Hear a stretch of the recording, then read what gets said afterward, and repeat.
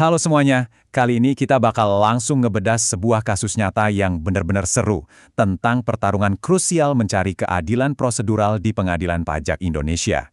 Nah, pembahasan kita ini bukan cuma soal deretan angka atau tagihan pajak yang bikin pusing loh, ini tentang sesuatu yang jauh lebih mendasar.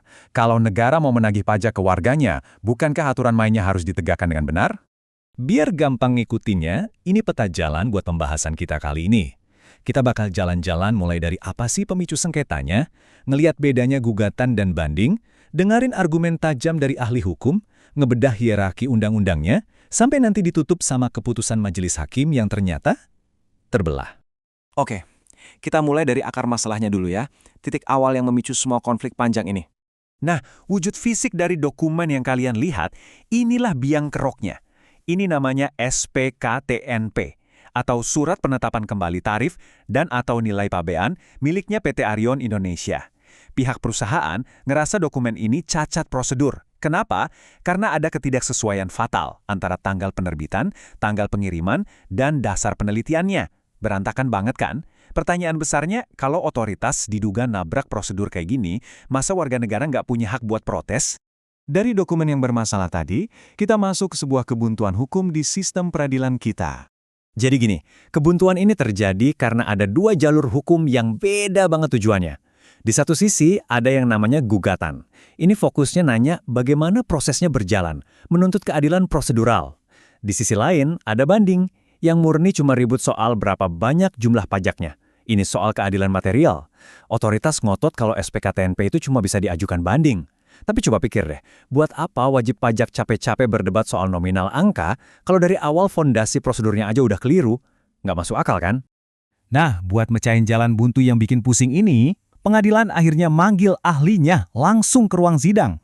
Disinilah tampil Dr. Alessandro Rey, SH, MH, MKN, BSc, MBA. Beliau ini tegas banget berargumen, kata beliau, di negara hukum tuh, pemungutan pajak wajib banget berlandaskan due process of law, alias proses hukum yang adil dan benar. Beliau negenin kalau hak buat menggugat prosedur yang cacat itu dihilangkan, ya keadilan kita nggak utuh. Bayangin aja kalau jalur gugatan ditutup, wajib pajak bakal kehilangan perisai utama mereka buat ngelawan kesewenang-wenangan administrasi. Bahaya banget kan? Terus, dasar hukumnya dari mana nih? Biar nggak asal ngomong, yuk kita ikuti cara Dr. Rey membedah hierarki undang-undang kita. Dr. Rey ngejelasin pakai prinsip hierarki hukum yang sebenarnya simpel banget kalau dipahamin.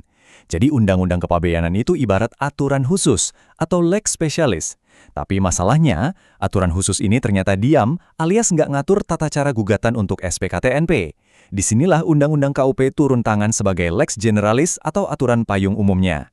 Merujuk ke pasal 49 KUP, kalau aturan khusus nggak ngatur, ya aturan umum yang jalan. Otomatis, ini mengaktifkan pasal 23 ayat 2 KUP yang secara hukum sah dan eksplisit memfasilitasi wajib pajak buat ngegugat prosedur yang cacat. Make sense, An? Biar makin jelas, mari kita lihat langsung bukti visual yang dibawakan sama pihak ahli di persidangan. Infografis ini benar-benar mind-blowing karena ngebantu kita ngebayangin secara visual. Di sini ditunjukin secara gamblang kalau SPKTNP itu bukan sekedar surat keputusan pembetulan administrasi sepele. Enggak sama sekali. Fungsinya itu menetapkan kekurangan pajak dan sanksi. Jadi substansinya itu udah setara dengan surat ketetapan yang bikin kita punya utang pajak.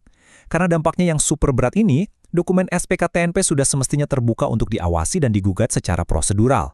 Dan sampailah kita di klimaks dari bedah kasus ini. Keputusan akhir para hakim yang ternyata sangat kontras.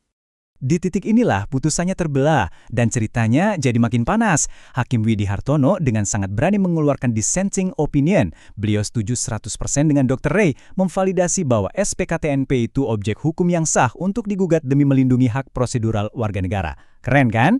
Tapi di sisi lain, mayoritas hakim, yaitu Hakim Trimulyo dan Hakim Anang Muri, malah menolak gugatan tersebut. Mereka melarang SPKTNP diajukan ke pengadilan pajak. Jujur saja, melihat pertimbangan hukum mereka yang terkesan sangat dangkal ini, seolah mereka mengabaikan esensi ilmu hukum dasar. Malah, dengan logika hukum sedangkal itu, rasanya ada kepentingan mendesak banget nih buat Hakim Anang Muri untuk kembali kuliah lagi di Fakultas Hukum biar lebih paham substansi keadilan prosedural.